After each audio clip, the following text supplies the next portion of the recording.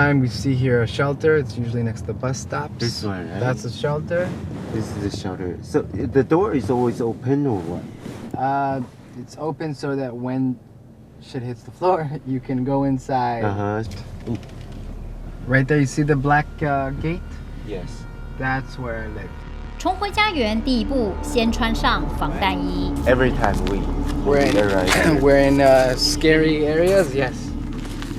Because if we don't have time to go to a shelter, this will protect us from the shrapnel, from debris.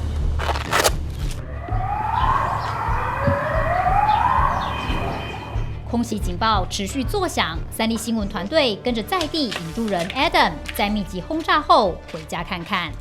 Probably look from here. See that they were starting to prepare. We can see some zip. Maybe some soldiers were in here. 不出所料，窗户被炸裂，碎片散满地。沿着阶梯往上，景象更加残破。在加萨边的这个 stairwell， 我们可以看到，现在走到一间房子的屋顶了，而它旁边这一间现在这个屋顶也是被火箭炮炸得乱七八糟。我们现在可以看到这屋顶啊、窗户、玻璃这些都是破坏的，根本没有办法再住人。 距离加萨边境3公里不到，这个以色列城市 Sderot 成为哈马斯首波攻击目标之一。但最让3万居民心惊胆战的是，武装分子甚至亲门踏户。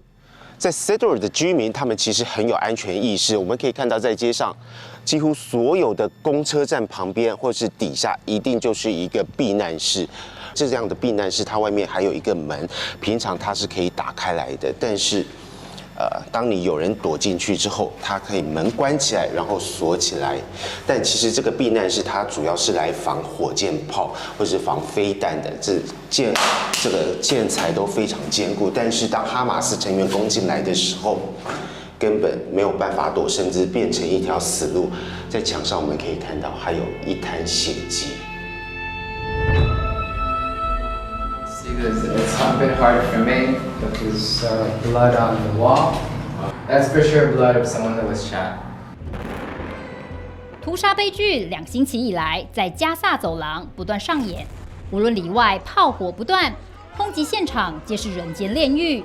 但其实过去承平时期，两地人员来往频繁，虽不到一家亲，但至少各取所需，生活相对安稳单纯。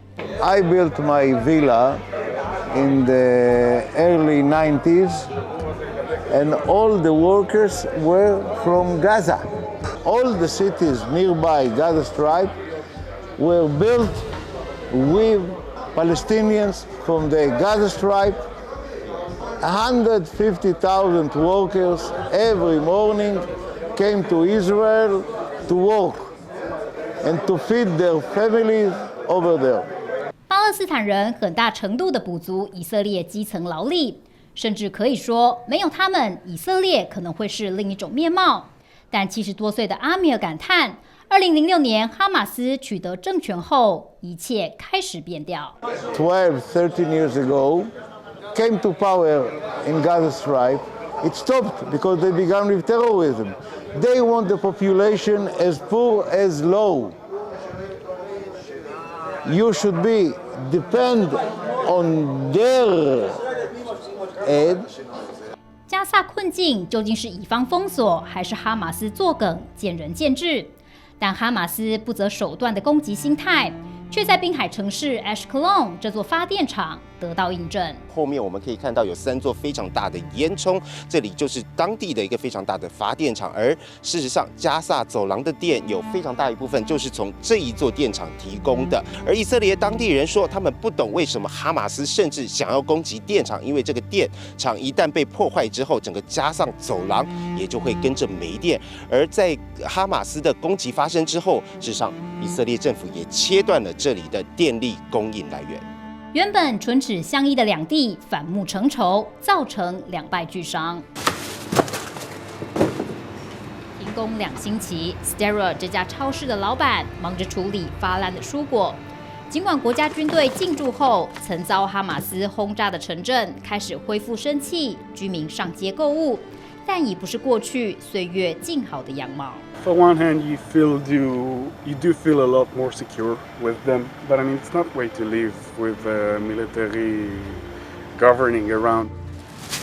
You got to think about even staying in Israel. I mean, a country who don't protect you, should you stay in it? Like, don't get me wrong, I live in all life. I love Israel. This is my home. Yes. Not like taking it Of like course. an easy solution here. But I mean, I'm gonna have a family in the near future, and I want to keep my kids protected.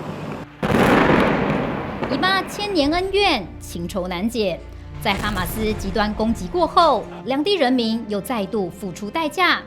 战事一日未停，家破人亡悲剧将持续浮现。